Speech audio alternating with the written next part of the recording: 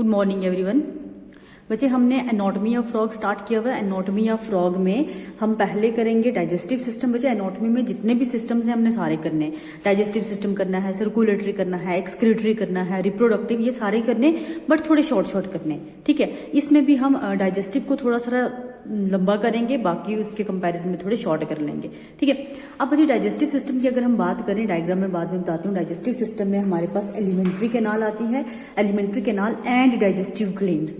Alimentary canal जो है बच्चे, ऐसी एलिमेंट्री कैनाल क्या होती है जो माउथ से स्टार्ट हो, स्टोमिक के बाद इंटेस्टाइन और जाके लास्ट पे एनस पे ओपन हो। ठीक है, इस तरह से ये एक जनरल व्यू में बता रही हूँ। इसको हम क्या बोलते हैं? Alimentary canal. हमारे माउथ से स्टार्ट हो रही है और एनस तक रन करती है, इसको हम एलिमेंट्री कैनाल बोलते हैं। अब फ्रॉग के केस में जो एलिमेंट्री कैनाल में सबसे पहला पार्ट आता है, जैसे हमारे में बक्कल कैविटी होती है, उसी तरह फ्रॉग में भी क्या होती है? Buccal cavity.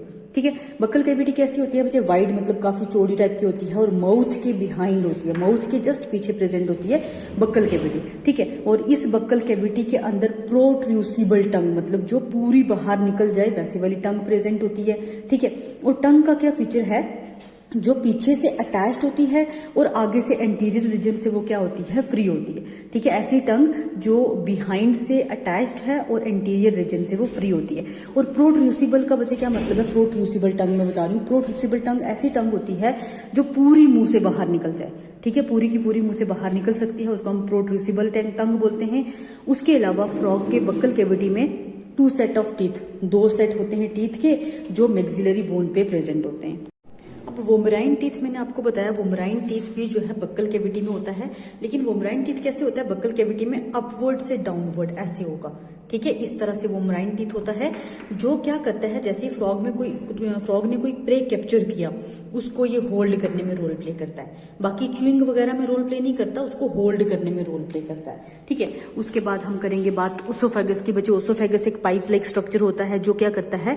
बक्कल कैविटी को स्टोमिक के साथ कनेक्ट करने में रोल प्ले करता है, बक्कल कैविटी को स्टोमिक से कनेक्ट कराता है। उसके बाद स्टोमिक है, स्टोमिक हमारे बच्चे डायग्राम से मैं सही से बताती हूँ।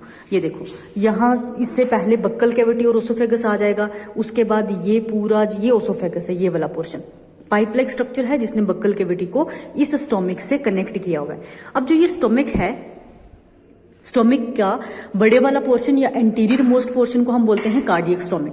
अब कार्डियक स्टोमिक पता है क्यों बोलते हैं? क्योंकि हार्ट के पास लोकेटेड होता है। और जो ये थोड़ा सा नैरो वाला पोर्शन है, इसको बोलते हैं पाइलोरिक स्टोमिक। ठीक है, तो ये आगे स्टोमिक हमारे पास, स्टोमिक के साथ आगे लिंक्ड है ये जो कॉइल्ड स्ट्रक्चर है पूरा, इसको बोलते हैं इंटेस्टाइन। इंटेस्टाइन का सबसे पहला वाला पोर्शन जो ये यू शेप्ड है, ठीक है, यू शेप जो है, इसको ड्यूडेनम बोला जाता है। इसको क्या बोलते हैं? हम ड्यूडेनम बोलते हैं। और इसमें होती है मैक्सिमम डाइजेशन। इसमें क्या होती है? मैक्सिमम डाइजेशन होती है। उसके बाद ये हमारा नेक्स्ट पोर्शन जो आ जाता है, जिसको हम स्मॉल इंटेस्टाइन का पोर्शन बोलते हैं, इलियम। ठीक है, जो ये कॉइल्ड पोर्शन है, इलियम, कॉइल्ड पोर्शन, इलियम का क्या रोल होता है? एब्जॉर्प्शन में रोल प्ले करता है। और उसके बाद लास्ट पे ये हमारे पास यूरिनरी ब्लैडर है जो बाहर ओपन होता है कोलाइकल चैम्बर में। ठीक है, ये हमारे पास आ जाएगा। अब जो इंटेस्टाइन में small intestine and large intestine भी है। स्मॉल इंटेस्टाइन ये कॉइल्ड स्ट्रक्चर है, लार्ज इंटेस्टाइन वेल डेवलप्ड नहीं होती, लेकिन posterior most portion of intestine को हम क्या बोलते हैं? लार्ज इंटेस्टाइन बोलते हैं। ठीक है, उसके बाद डाइजेशन आपको पता चल गया। डाइजेशन कहाँ पे होगी? ड्यूडेनम वाले पोर्शन में मैक्सिमम डाइजेशन होगी, इलियम वाले पोर्शन में क्या होगी? एब्जॉर्प्शन होगी। अब बच्चे ये 2 चीजें दिख रही हैं, जैसे ये है और ये हमारे पास क्या है? Digestive glands. डाइजेस्टिव ग्लैंड्स, एक तो इसका लीवर होता है। ठीक है, लीवर बाइलोब लीवर है, काफी बड़ा लीवर है। उसके बाद ये हमारे पास पेनक्रियाज आ जाता है। ठीक है, तो डाइजेस्टिव ग्लैंड्स में 2 ही हैं, एक इसका आ जाएगा लीवर और एक हमारे पास है पेनक्रियाज। ठीक है, लीवर क्या करता है? लीवर के अंदर यहाँ पे ना गाल ब्लैडर होता है, जो क्या करता है? कंटिन्यूसली बाइल जूस को स्क्रीट करता है। और बाइल जूस स्क्रीट होने की वजह से क्या होती है? डाइजेशन होती है। और ये जो पेनक्रियाज है, पेनक्रियाटिक जूस स्क्रीट करता है। इनकी स्क्रीशन कहाँ पे होती है? इस वाले पोर्शन ड्यूडेनम में। ठीक है, इसीलिए जो ये ड्यूडेनम है, यू शेप ड्यूडेनम है, इसमें क्या होती है? मैक्सिमम डाइजेशन होती है। ठीक है बच्चे, ये सिंपल सारा डाइजेस्टिव सिस्टम आपने बना लेना है, सिंपल सारा ही बनाना है। मैंने सेंड करा है आपको PDF में। अब अगर डाइजेस्टिव सिस्टम में कोई भी प्रॉब्लम होगी तो आप मुझे पूछ सकते हो। ठीक है, इंटेस्टाइन का भी मैंने बताया, स्मॉल इंटेस्टाइन होती है, लार्ज इंटेस्टाइन होती है। स्मॉल इंटेस्टाइन के 2 पोर्शन होते हैं, एक को हम ड्यूडेनम बोलते हैं, एक को हम इलियम बोलते हैं।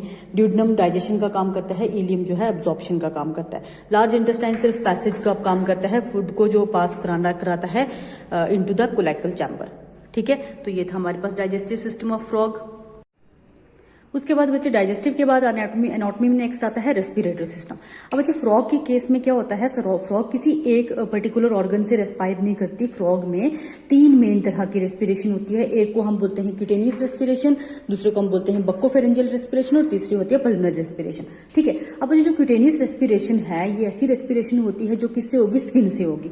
इसीलिए फ्रॉग की सरफेस जो है हमेशा मॉइस्ट रहती है, क्योंकि रेस्पिरेशन के लिए प्राइमरी कंडीशन होती है मॉइस्ट होना। ठीक है। तो फ्रॉग की स्किन हमेशा मॉइस्ट रहती है, क्योंकि क्यूटेनियस मतलब स्किन में ग्लैंड होते हैं जो सिक्रीशन क्रिएट करते रहते हैं, और उसी की वजह से एक्सचेंज ऑफ गैसेस हो सकता है फ्रॉम स्किन। ठीक है। और पर्टिकुलरली ये रेस्पिरेशन कब होती है, ड्यूरिंग हाइबरनेशन और एस्टिवेशन। हाइबरनेशन और एस्टिवेशन क्या है बच्चे, फ्रॉग एक ऐसा एनिमल हमारे पास होता है जिसका बॉडी टेम्परेचर कांस्टेंट नहीं रहता, बॉडी टेम्परेचर फ्लक्चुएट करता है, इसलिए वो हाइबरनेशन विंटर में इनएक्टिव हो जाता है। हाइबरनेशन बोलते हैं विंटर स्लीप, एस्टिवेशन मतलब समर में भी इनएक्टिव हो जाएगा। तो ये ड्यूरिंग समर एंड विंटर में जब इनएक्टिव स्टेज में होता है तब वो स्किन से रेस्पायर करता है, क्योंकि बाकी पूरी बॉडी जो है उसकी रेस्टिंग पे होती है, कोई काम भी नहीं कर रहा होता, बिल्कुल आराम से रेस्टिंग स्टेज पे है। स्किन से एक्सचेंज होती रहती है, ऑक्सीजन जाती रहती है, कार्बन डाइऑक्साइड रिलीज आउट होती रहती है। ठीक है। तो इस रेस्पिरेशन को हम क्या बोलते हैं, क्यूटेनियस रेस्पिरेशन। उसके बाद है बक्कोफेरेंजियल रेस्पिरेशन। बक्कल कैविटी से जो रेस्पायर करेगा उसको बोलेंगे बक्कल फेरेंजियल रेस्पिरेशन। इसके दौरान क्या होता है, माउथ ओपन करेगा, अपने अंदर गैसेस को एनगल्फ करेगा, एयर को एनगल्फ करेगा, ऑक्सीजन जो है वो चली जाएगी इसकी बॉडी में, कार्बन डाइऑक्साइड रिलीज होती है फ्रॉम बक्कल कैविटी। ये भी फ्रॉग का स्पेशल फीचर है जो बक्कल कैविटी से क्या करेगा, रेस्पिरेशन शो करता है। उसके बाद हमारे पास आता है pulmonary respiration. Pulmonary respiration particularly कहां से, जो लंग्स से होगा। ठीक है। और ये देखो फ्रॉग के इस तरह के 2 लंग्स, 1 पेयर ऑफ लंग्स होते हैं। ठीक है। इन लंग्स के अंदर छोटी छोटी एल्व्यूलाई होती हैं। एल्व्यूलाई किस तरह के होंगे, जैसे ये बैलून लाइक स्ट्रक्चर। ठीक है। इस तरह की एल्व्यूलाई होती हैं, बहुत सारी एल्व्यूलाई होती हैं जिनमें एक्चुअल में एक्सचेंज होती है।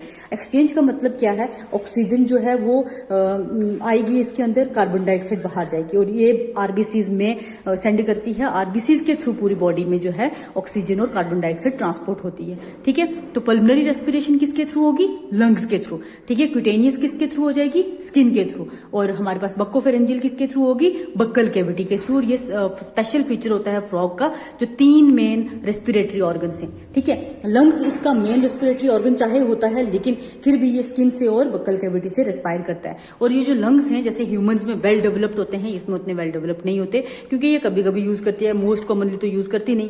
ठीक है। तो ये हमारे पास रेस्पिरेटरी सिस्टम भी हो गया। अब सर्कुलेटरी सिस्टम कराऊंगी, देन उसके बाद हम फर्दर जो सिस्टम है वो करेंगे।